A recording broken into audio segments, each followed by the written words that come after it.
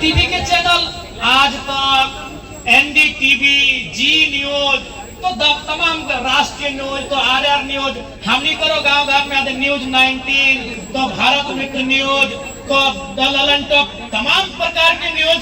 लेकिन उस समय एकमात्र न्यूज चैनल हला जकर नाम लागले डीडी न्यूज। उस समय कोई दूसरा न्यूज चैनल नहीं, एकमात्र भारत देश में न्यूज चैनल जकर नाम डीडी न्यूज। और उस डीडी न्यूज में पहली बार निर्मल महतो झारखंड मुक्ति मोर्चा और झारखंड आंदोलन के जिक्र करें।